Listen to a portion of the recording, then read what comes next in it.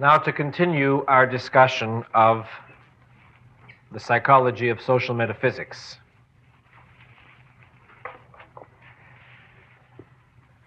From my foregoing, unfortunately too brief analysis of social metaphysics, the picture which will almost inevitably appear in your mind to stand for the social metaphysician will be someone, let us say, like Peter Keating in The Fountainhead, the organization man, the conformist, to use modern language.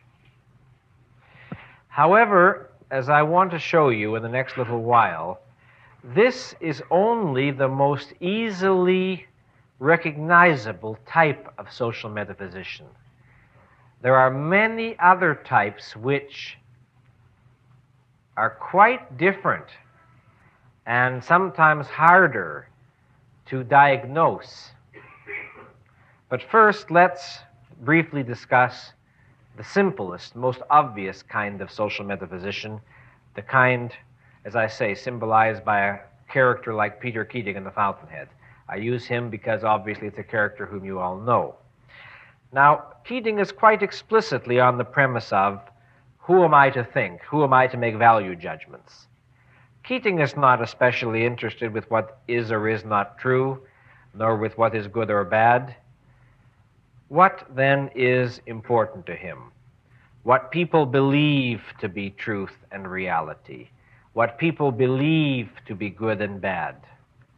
All of Keating's actions rest on and are explicable only in terms of the premise that his survival depends not on his ability to grasp the actual facts of reality and to act accordingly, but rather his survival depends on his ability to grasp and adjust to other people's views of reality, other people's beliefs about reality. I am as you desire me, such is Keating's premise. Always be what people want you to be, he tells Rourke. Then you've got them where you want them. Now, Keating differs from other social metaphysicians of his type only in that he is more self-conscious about his motives than most of them are.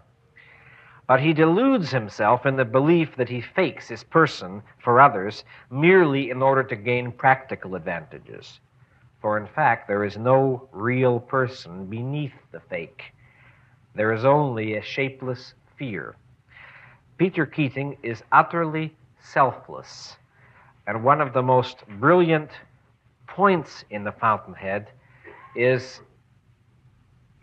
the illustration that Keating is what selflessness, that allegedly noble ideal, actually means.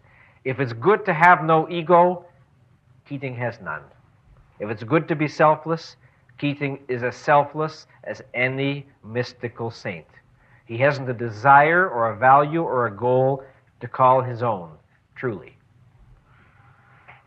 Keating's standard of self-appraisal is the view others hold of him.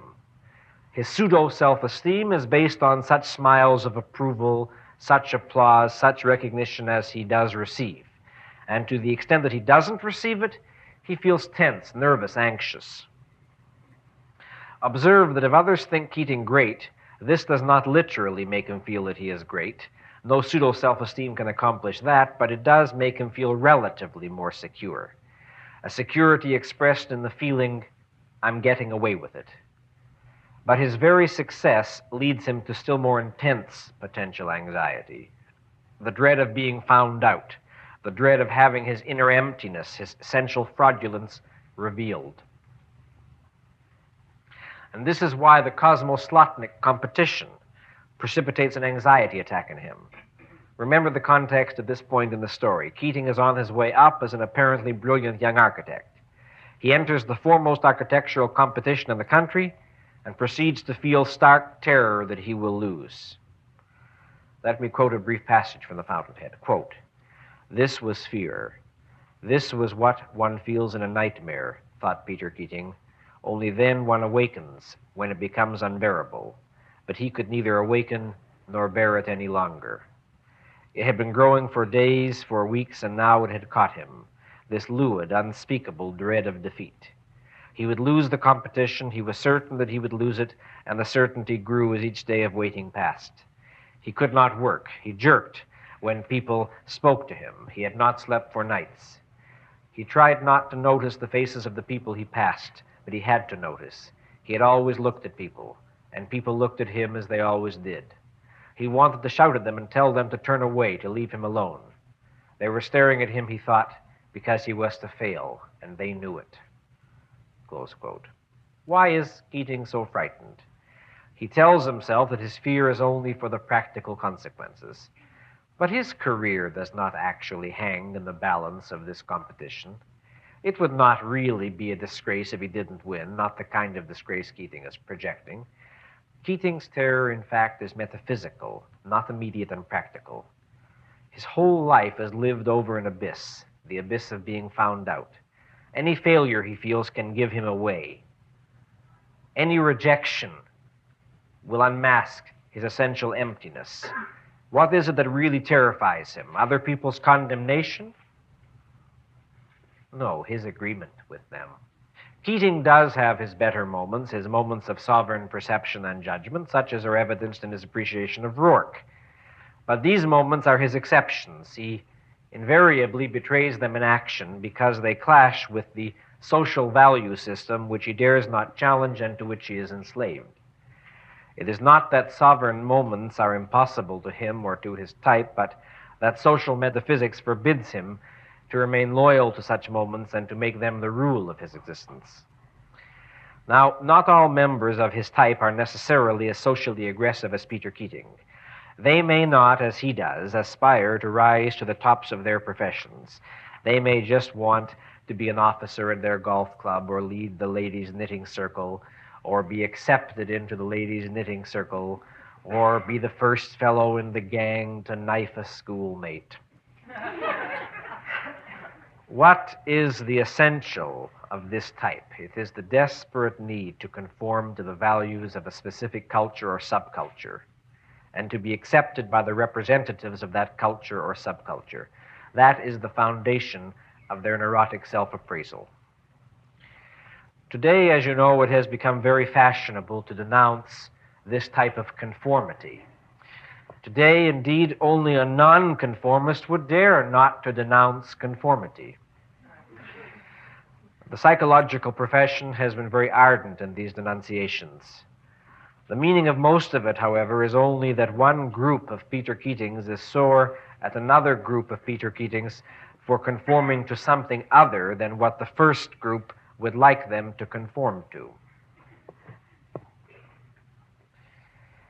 Now, I said that this type of obvious conformist is only the most obvious type of social metaphysician. What other routes can social metaphysics take? In order to understand, I have to remind you of a very important issue covered in last week's lecture. You will remember my discussion of this, that when a person betrays the rational requirements of self-esteem, he forms a pseudo-self-esteem, or struggles to form it. That is, some irrational alternative standard, a standard other than rationality, that is, which, by living up to it, he imagines that he will be able to enjoy a sense of positive self-value. So, let us say, he bases his pseudo-self-esteem upon being stoical, or, quote, doing the right thing, or doing one's duty, or what have you. Now, let's consider the psychology of the social metaphysician. The social metaphysician, early in life, abandons the responsibility of independent judgment, and initially, he ties his self-esteem, his pseudo-self-esteem, directly to the approval of others and his ability to live up to their expectations, etc., and so forth. However, even this neurotic standard still involves a struggle at which it's possible to fail. After all, not everybody is a successful conformist. Many people are not. And all people who struggle feel that they are not. They always feel somebody else is really in. The social metaphysician knows a special kind of agonizing loneliness which he is alone to know, no matter how popular he may be.